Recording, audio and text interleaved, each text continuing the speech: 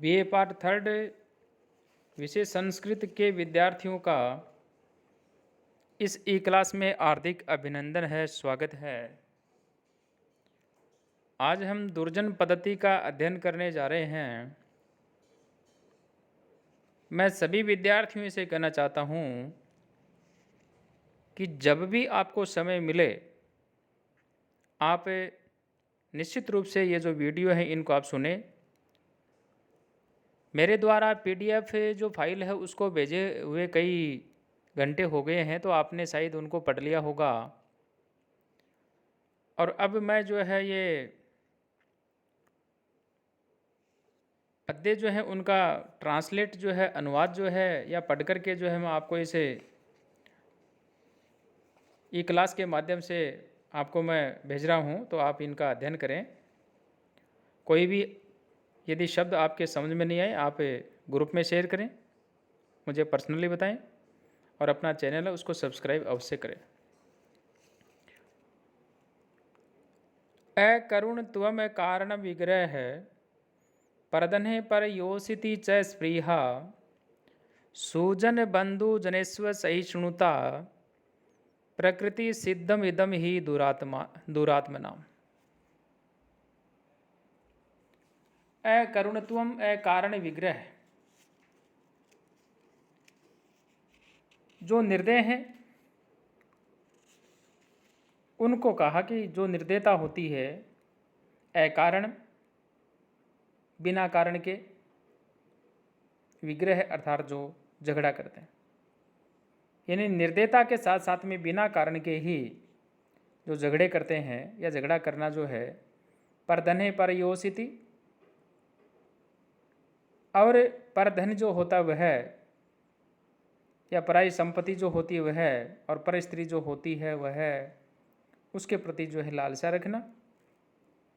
च स्पृह सुजन बंधु जनेषु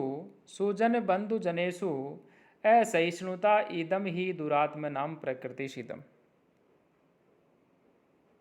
सुजन बंधु जनेषु यानी जो भले लोग हैं उन भले लोगों तथा अपने जो बंधुजन हैं उन बंधुजनों की उन्नति जो है उनको सहन नहीं करते हैं। सहन नहीं करना जो होता है ये दुरात्म नाम प्रकृतिशिदम, ये दुर्गुण जो होते हैं उन दुष्ट लोगों के अंदर स्वभाव से ही सिद्ध रहते हैं।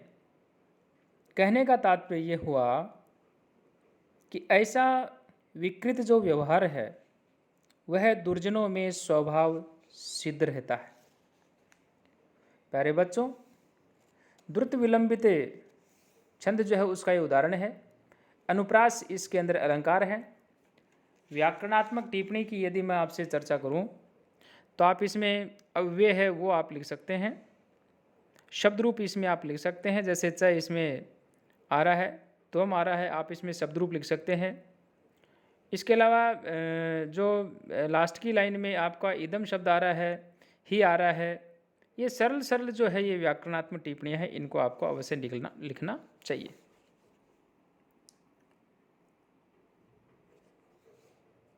ये जो पद्य आप स्क्रीन के ऊपर देख पा रहे हैं, यहाँ दुर्जन जो व्यक्ति है उनसे दूर रहने की सलाह दी गई है और कहा दुर्जन है परिहर्तव्य है विद्यालंकृतोपि सन मणिना भूषित है सर्प है किमसौ न भयंकर है।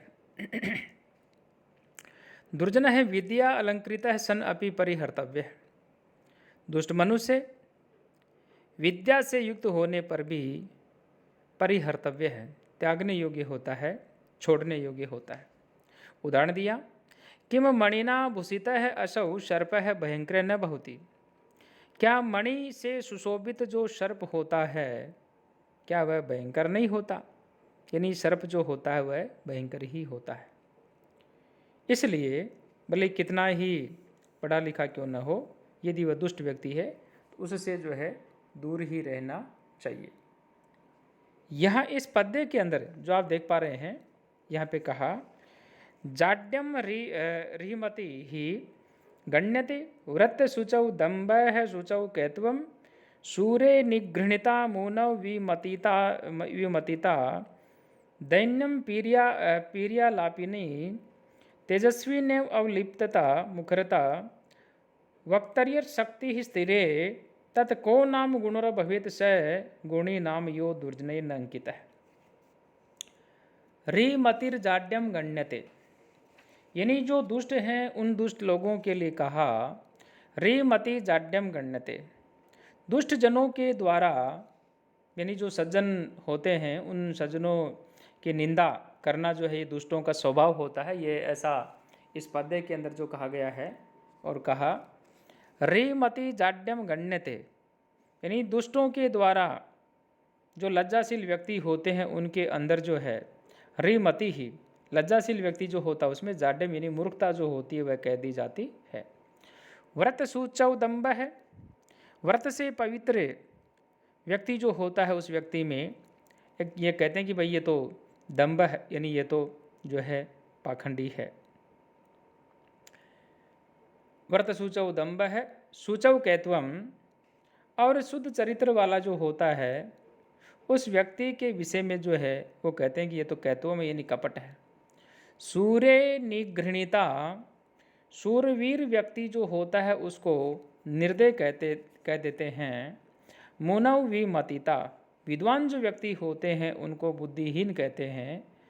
प्रियालापिन दैन्यम, यदि कोई मधुर बात करने वाला होता है, मधुरभाषी यदि कोई व्यक्ति होता है तो ऐसे व्यक्ति में दीनता जो होती है उसको अंकित कर देते हैं। तेजस्विनी अवलिप्तता, तेजस्वी में अभिमान जो होता है उसको वो बता देते हैं। वक्तरी मुखरता, और कुशल वक्ता होता है उसके अंदर वाचालता जो होती है उसको अंकित कर देते हैं।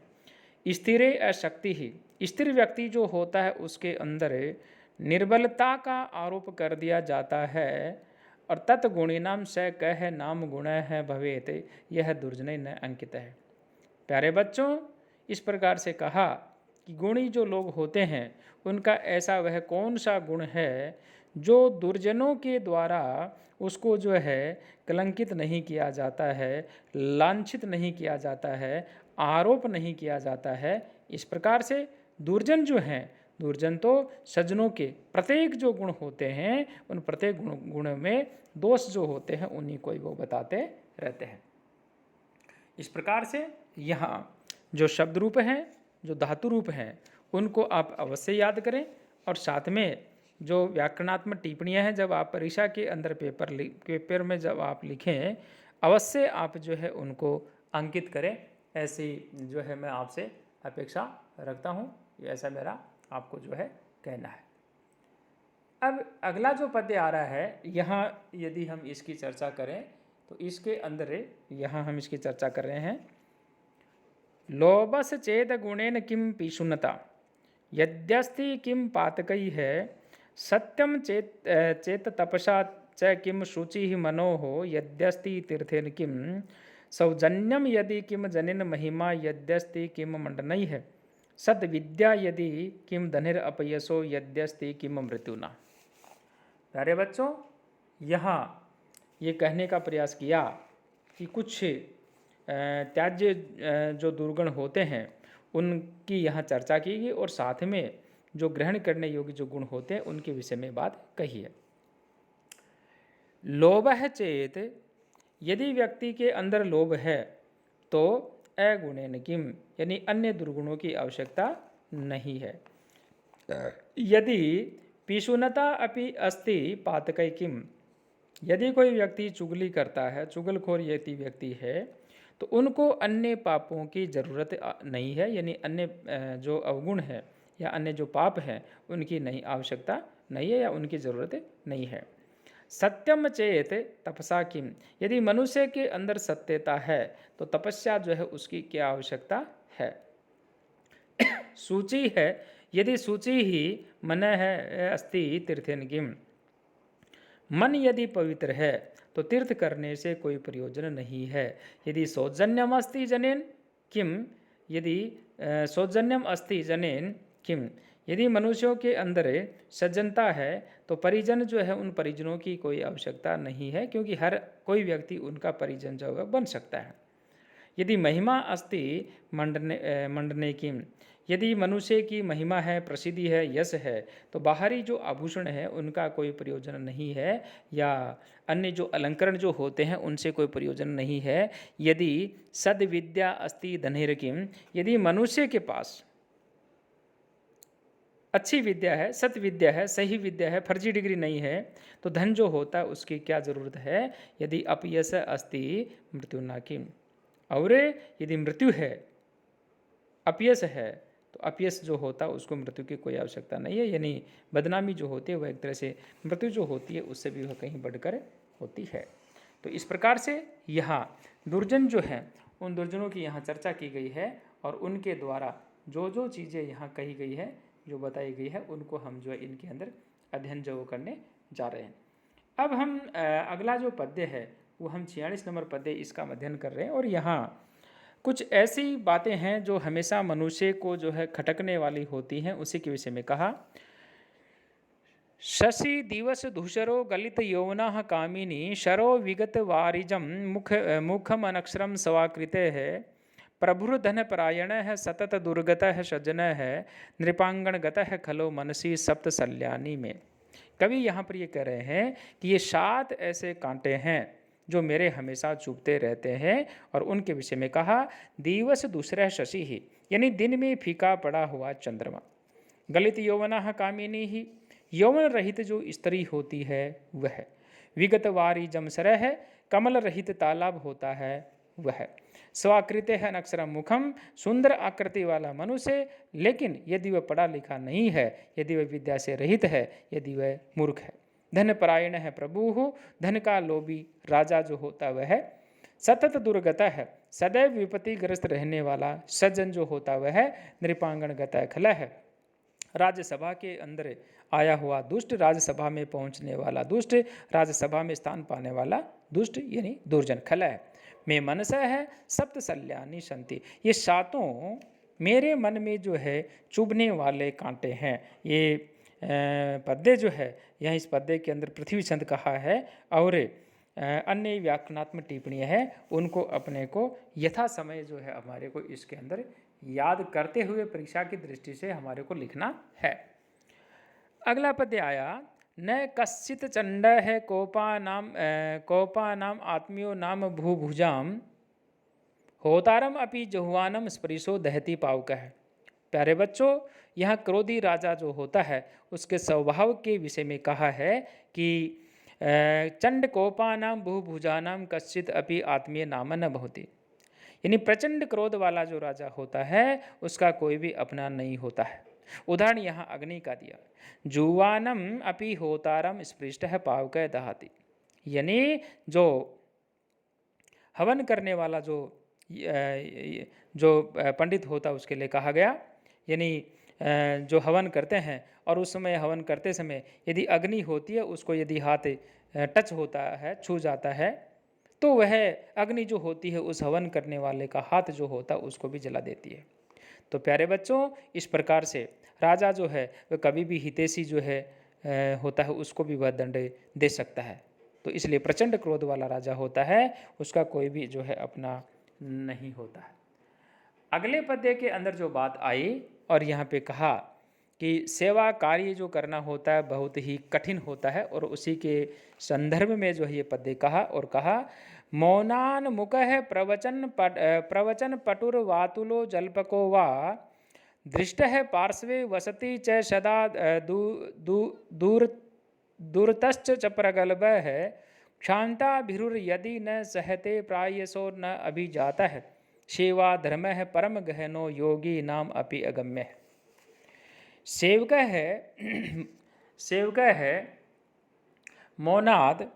है मौनाद मुख है कथ्यते, यानी जो सेवा करने वाला व्यक्ति होता है उस व्यक्ति को जो है यदि वह चुप रहता है तो उसको मूक है कथ्यते, कहते हैं कि ये तो गूंगा है। प्रवचन पटुहु वातुल है, यदि वह बोलता है तो बोलने वाला जो होता है उसको प्रलापी कह दिया जाता है, क्योंकि ये तो ज़्यादा अल्प करता है, ज़्यादा बातूनी है। सदा पार्श्वी वसती चेत दृष्ट है, यदि वह हमेशा पास में रहता है तो उसको ढीठ जो है वह कह दिया जाता है, और दूरतः वसति चेत अप्रगल्भः, और वह यदि मालिक से दूर यदि रहता है तो उसको जो है अकुशल कह दिया जाता है।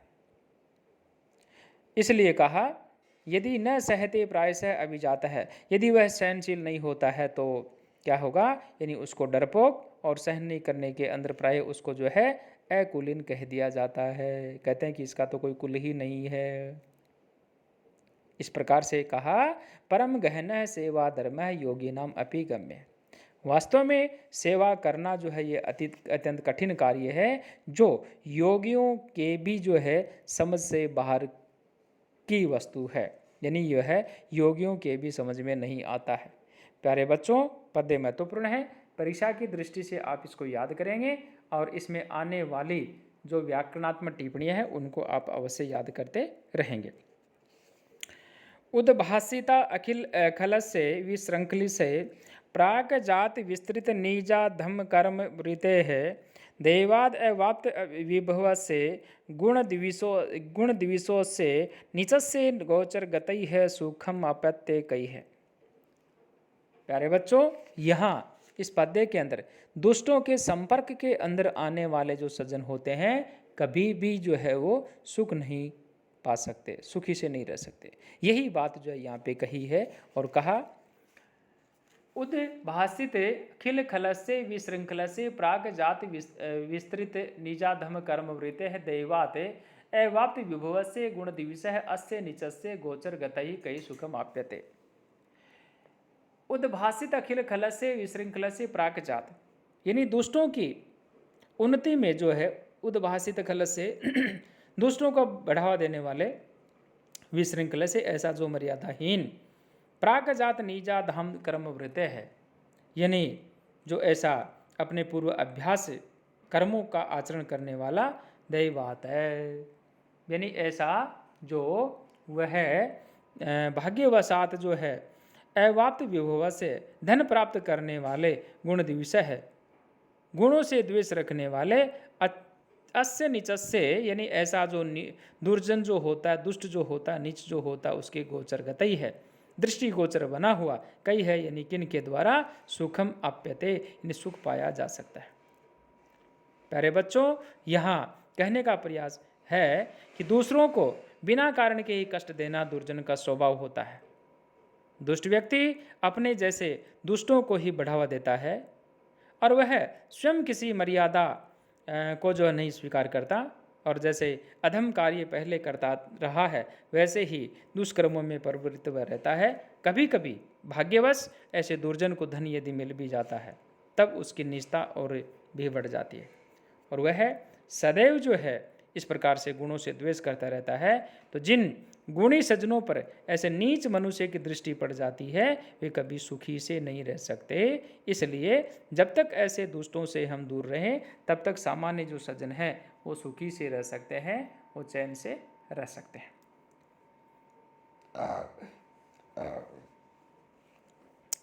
आरंभ गुरुवी क्षैणी क्रमेण लघवी पूरा वृद्धमती च पश्चात दिन से पूर्वार्ध परार्ध भिन्ना छायु मैत्री खल सजना नाम। यहाँ पर भी सज्जनों तथा दुर्जन जो होते हैं उनकी मित्रता के संदर्भ में कहा है, और कहा खल सजना नाम मैत्री दिन से पूर्वार्धम प्रार्थ भिन्न छाया एवं आरंभ गुरुवी क्रमेण क्षैणी पूरा लघवी पश्चात च वृद्धिमती बहुती, यानी दुष्टों की जो मित्रता होती है उसके संदर्भ में कहा। खल सजना नाम, दुष्टों की जो मित्रता होती है, यानी दुष्ट जो होते हैं उनकी और सज्जनों की जो मित्रता होती है क्रमशः है दिन के पूर्वार्ध और उत्तरार्ध जो काल होता है उसकी छाया के समान होती है। और कहा खल सजना नाम मैत्री दिन से पूर्वार्ध प्रातिभिन्न छाया एवं आरंभ गुरुवी, यानी दुष्टों की मित्रता दिन के पूर्वार्ध भाग की छाया के समान होता है या उसकी तरह होता है। कहने का तात्पर्य यह हुआ वह प्रारंभ के अंदर जो है बढ़ी हुई और बाद में क्रम से वह घटने वाली होती है, किंतु सज्जनों की जो मित्रता होती है, सज्जनों की मित्रता दिन के उत्तरार्ध भाग जो होता है उसकी छाया की तरह होती है। प्रारंभ के अंदर वह लघु होती है, बाद में धीरे धीरे जो है बढ़ने वाली होती है। अर्थात उनकी जो मित्रता होती है जैसे जैसे वह छाया बढ़ती जाती है वैसे वैसे उनकी जो मित्रता होती है वह भी हमेशा जो है आगे से आगे जो है बढ़ती ही जाती है। प्यारे बच्चों, आप सभी ने ये जो ई क्लास जो है ये सुनी है, तो आप सभी जो है इसको निश्चित रूप से पढ़ेंगे, ऐसी मैं आशा करता हूँ। क्योंकि इसमें 3-4 पद्य ऐसे हैं जो परीक्षा के अंदर आने वाले हैं। सभी विद्यार्थियों का बहुत बहुत आभार, धन्यवाद।